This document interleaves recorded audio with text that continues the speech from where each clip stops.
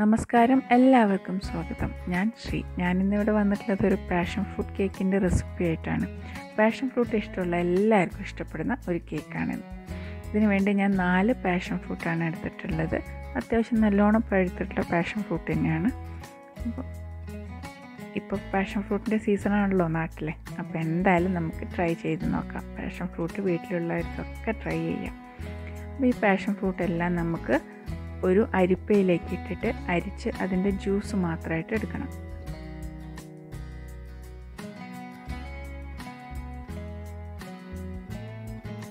നല്ലോണം പഴുത്ത പാഷൻ ഫ്രൂട്ടാണിത്.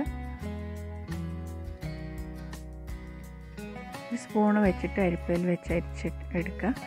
അപ്പോൾ നമുക്ക് അതിൻ്റെ ജ്യൂസൊക്കെ ഇങ്ങോട്ട് കിട്ടും. എന്നിട്ട് അതിലേക്ക് നമുക്കൊരു കുറച്ച് അതിൻ്റെ കുരു കൂടെ ചേർത്ത് കൊടുക്കുക. അത് ചേർക്കണമെന്നൊന്നുമില്ല, നമുക്ക് കേക്ക് ഡെക്കറേറ്റ് ചെയ്യുമ്പോൾ ഒരു ഭംഗിക്ക് വേണ്ടിയിട്ട് മാത്രമാണ്. അത് വേണ്ടാന്നുള്ളവർക്ക്, അത് കടിക്കാൻ ഇഷ്ടമില്ല എന്നുള്ളവർക്ക് അത് ചേർക്കാതെ ഉണ്ടാക്കാം. അതിനുശേഷം ഒരു പാത്രം എടുത്തിട്ട് അതിൽ 1/2 കപ്പ് പഞ്ചസാരയും 1/4 കപ്പ് വെള്ളവും ഇട്ട് ഒഴിച്ചിട്ട് നമുക്കിത് തിളപ്പിക്കാം. പഞ്ചസാര അലിയുന്നത് വരെ തിളപ്പിക്കാം. ഇതിലേക്ക് 1/2 കപ്പ് പാഷൻ ഫ്രൂട്ടിൻ്റെ ജ്യൂസ് കൂടെ ചേർത്ത് കൊടുക്കുക. പാഷൻ ഫ്രൂട്ടിൻ്റെ ജ്യൂസ് നല്ല മധുരമുള്ളതാണെങ്കിൽ, നന്നായി പഴുത്തിട്ടൊക്കെയുള്ള നല്ല മധുരമുള്ളതാണെങ്കിൽ പഞ്ചസാര 1/2 കപ്പ് ഒക്കെ മതിയാകും. അല്ലെങ്കിൽ പഞ്ചസാരയുടെ അളവ് കൂട്ടിക്കൊടുക്കണം. പാഷൻ ഫ്രൂട്ട് ജ്യൂസിൻ്റെ മധുരത്തിനനുസരിച്ച് വേണം പഞ്ചസാര ഇതിൽ ചേർക്കാൻ. ഇതൊരു 3-4 മിനിറ്റ് തിളപ്പിച്ച് സിറപ്പാക്കിയെടുത്ത് തണുക്കാൻ വയ്ക്കുക. ഇനി നമുക്ക് നമ്മുടെ ഡ്രൈ ഇൻഗ്രീഡിയൻസ് റെഡിയാക്കാം. അതിലേക്ക് 1 കപ്പ് മൈദ, 1/2 teaspoon baking powder, 1/4 teaspoon baking soda. ഇത് മൂന്നും കൂടെ നമ്മളൊരു 3 പ്രാവശ്യമെങ്കിലും ഒന്ന് അരിച്ചെടുത്ത് വെക്കണം. ഈ പൊടികളെല്ലാം കൂടെ നന്നായിട്ട് മിക്സ് ആവാൻ വേണ്ടിയിട്ടാണ് നമ്മളൊരു 3 പ്രാവശ്യമെങ്കിലും ഇത് അരിക്കുന്നത്. ഇനി ഇതിലേക്ക് വേണ്ട മുട്ട എടുക്കുക. 4 മുട്ടയാണ് ഇതിൽ ഞാൻ ഉപയോഗിക്കുന്നത്. 4 മുട്ടയുടെയും വെള്ള വേറെയും മഞ്ഞ വേറെയും ആക്കിയിട്ട് എടുക്കുക. നമ്മൾ മുട്ട എടുക്കുമ്പോൾ ശ്രദ്ധിക്കേണ്ടത്, നമ്മൾ ഫ്രിഡ്ജിൽ വെച്ചിട്ടുള്ള മുട്ടയാണെങ്കിൽ അത് ഫ്രിഡ്ജിൽ നിന്ന് നേരിട്ടെടുത്ത് അങ്ങനെ ഇത് കേക്ക് ഉണ്ടാക്കാൻ വേണ്ടിയിട്ട് യൂസ് ചെയ്യരുത്. കുറച്ച് സമയം എടുത്ത് പുറത്ത് വെച്ച് റൂം ടെമ്പറേച്ചറിലാക്കിയതിന് ശേഷം മാത്രം നമ്മൾ യൂസ് ചെയ്യാം. ഇല്ലെങ്കിൽ കേക്ക് സോഫ്റ്റ് ആയിരിക്കില്ല. പിന്നെ മുട്ടയുടെ മഞ്ഞയിൽ ഒരു 1/4 ടീസ്പൂൺ വാനില എസൻസ് ഒഴിക്കുക. ഇനി മുട്ടയുടെ വെള്ള നമ്മൾ ബീറ്റർ ഉപയോഗിച്ച് ബീറ്റ് ചെയ്യുക. ഹൈ സ്പീഡിൽ തന്നെ ഇട്ടിട്ട് നമ്മളത് ബീറ്റ് ചെയ്യുക. അപ്പോൾ നന്നായിട്ട് പതഞ്ഞ് വരും. ഇതിലേക്ക് നമുക്ക് പഞ്ചസാര ചേർത്ത് കൊടുക്കാം. പൗഡർ ഷുഗർ ആണെങ്കിൽ 1/4 കപ്പ് ചേർത്ത് കൊടുക്കുക. അതായത് പൊടിച്ച പഞ്ചസാര ഒരു 1/4 കപ്പും, ഇനി പൊടിക്കാത്ത പഞ്ചസാരയാണെങ്കിൽ അത് 1 കപ്പും ചേർത്ത് കൊടുക്കാം. ഞാനിവിടെ പൊടിക്കാത്ത പഞ്ചസാരയാണ് ചേർത്തിട്ടുള്ളത്. ഇത് പഞ്ചസാര നമ്മൾ കുറേശ്ശെ ഇട്ടിട്ട് ബീറ്റർ ഹൈ സ്പീഡിൽ വെച്ച് തന്നെ നമ്മൾ ബീറ്റ് ചെയ്തെടുക്കണം.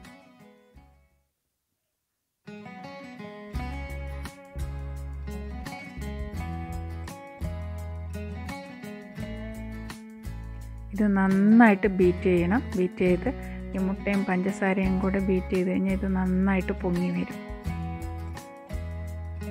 അതിനുശേഷം നമ്മൾ എടുത്ത് വെച്ചിട്ടുള്ള മുട്ടയുടെ മഞ്ഞ ഓരോന്നോരോന്നായി ചേർത്ത് നമുക്ക് ബീറ്റ് ചെയ്തെടുക്കാം.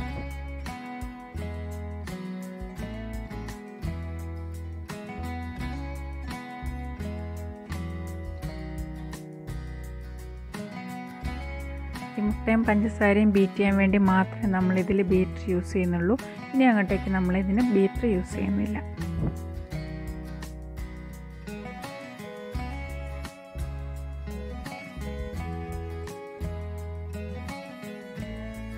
ഇനി നമ്മൾ ഒരു ചെറിയ ബൗളെടുത്ത് അതിലേക്ക് 1/4 കപ്പ് വെജിറ്റബിൾ ഓയിൽ അല്ലെങ്കിൽ സൺഫ്ലവർ ഓയിൽ ഒഴിച്ചു കൊടുക്കുക. വെളിച്ചെണ്ണ യൂസ് ചെയ്യരുത്. ഇതിലേക്ക് 1/4 കപ്പ് നമ്മൾ പാഷൻ ഫ്രൂട്ട് ജ്യൂസ് സിറപ്പ് ഉണ്ടാക്കി വെച്ചിട്ടില്ലേ, അത് ഒഴിച്ചു കൊടുക്കുക.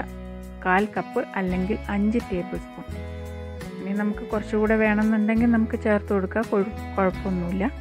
അത്രയും ചേർത്ത് അതിലേക്ക് 2 ടേബിൾ സ്പൂൺ നമ്മൾ നേരത്തെ മിക്സ് ചെയ്ത് വെച്ചിരിക്കുന്ന മൈദയും ബേക്കിംഗ് പൗഡറും ഒക്കെ കൂടെയുള്ള പൊടിയില്ലേ, അത് ചേർത്ത് കൊടുത്ത് നന്നായിട്ട് ഇളക്കുക. ഇതിങ്ങനെ ചേർക്കുന്നത് എന്താണെന്ന് വെച്ച് കഴിഞ്ഞാൽ, നമ്മൾ ഈ പാഷൻ ഫ്രൂട്ടിൻ്റെ സിറപ്പ് അതിലൊഴിച്ച് നമ്മൾ ചിലപ്പോൾ മിക്സ് ചെയ്തെടുക്കുമ്പോൾ അതിങ്ങനെ താഴെയായിട്ട് ഇങ്ങനെ വരാൻ സാധ്യതയുണ്ട്.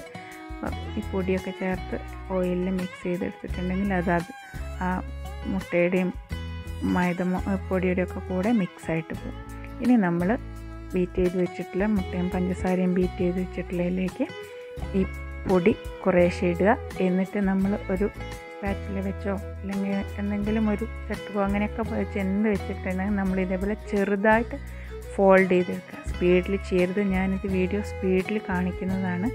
മെല്ലെ നമ്മളിത് ഫോൾഡ് ചെയ്തെടുക്കുക. ഒരുപാട് ഇളക്കിയിട്ടുണ്ടെങ്കിൽ കേക്ക് പൊങ്ങി വരില്ല. ഇത് ഇടവിട്ട് ചേർത്ത് നമ്മളിത് മിക്സ് ചെയ്തെടുക്കുക. സ്ലോയിൽ തന്നെ ചെയ്യണം. ഒരേ ഭാഗത്തേക്ക് തന്നെ ഇത് ഫോൾഡ് ചെയ്തെടുക്കണം. ഇനി ഒരു പാത്രത്തിൽ നമ്മൾ ബട്ടർ തടവി അതിൽ മൈദപ്പൊടിയും ഇട്ട് തടവി തട്ടി വയ്ക്കുക. എന്നിട്ട് ഇതിലേക്ക് നമ്മുടെ കേക്കിൻ്റെ മിക്സ് ഒഴിക്കുക. ഞാനിത് 2 കേക്കായിട്ടാണ് ഉണ്ടാക്കുന്നത്. ഒരു കേക്ക് ഞാൻ ക്രീം ഇട്ടിട്ടും ഒരു കേക്കിൽ ക്രീം ഇടാതെയാണ് ഉണ്ടാക്കുന്നത്. അപ്പോൾ 1 കിലോ കേക്കിൻ്റെ ബാറ്ററാണിത്. അപ്പോൾ ഞാൻ അര കിലോയുടെ 2 കേക്കായിട്ടാണ് ഉണ്ടാക്കുന്നത്. പാത്രത്തിലേക്ക് നമ്മൾ ബാറ്റർ ഒഴിച്ചതിന് ശേഷം ഒരു സ്റ്റിക്ക് വെച്ചിട്ടൊന്ന് ഇളക്കി കൊടുക്കുക. അപ്പോൾ അതിൻ്റെ ബബിൾസൊക്കെ പോകും.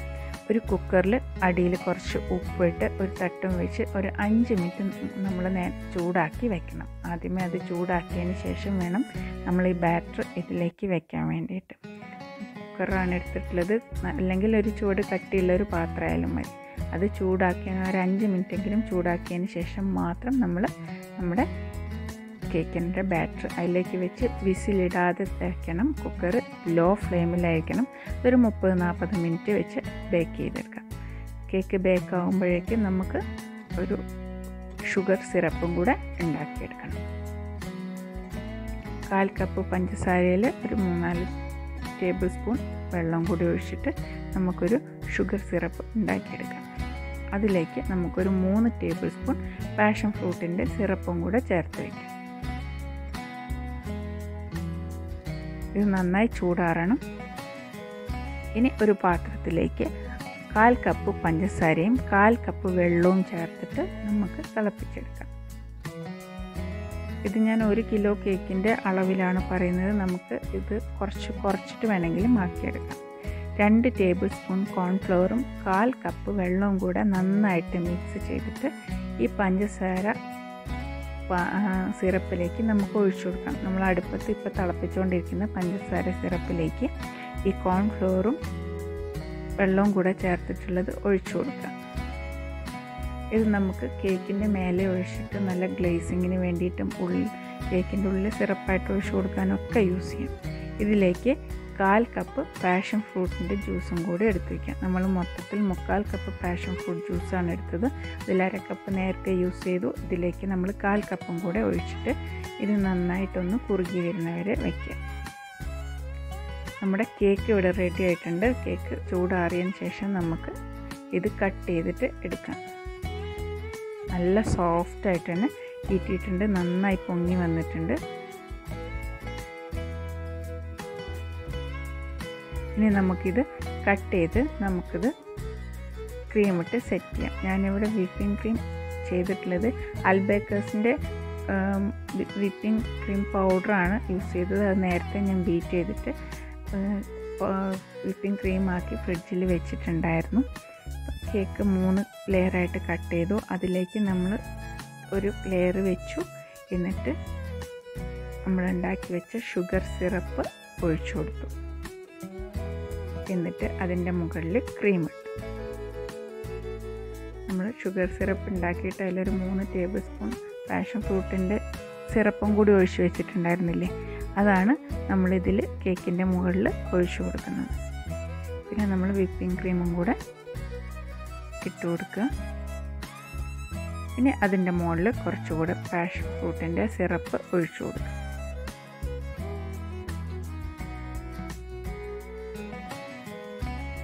ഈ സ്റ്റെപ്പ് നമുക്ക് പാഷൻ ഫ്രൂട്ടിൻ്റെ ടേസ്റ്റ് ഒരുപാട് ഇഷ്ടമില്ല എന്നുണ്ടെങ്കിൽ നമുക്ക് ഈ സ്റ്റെപ്പ് ഒഴിവാക്കാം.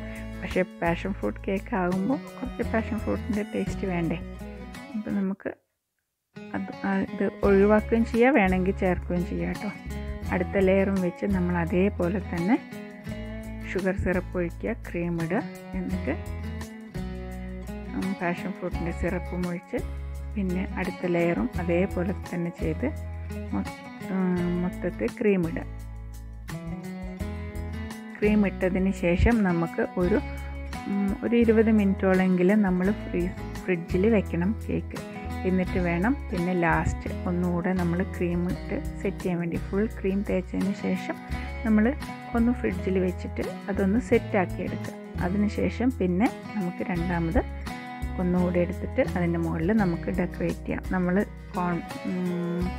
കോൺഫ്ലവറൊക്കെ ഒഴിച്ചൊരു സിറപ്പൊക്കെ ഉണ്ടാക്കിയിട്ടില്ലേ, അതൊക്കെ അതിൻ്റെ മുകളിൽ ഒഴിക്കുമ്പോൾ നല്ല ഗ്ലേസിങ് ആണ്.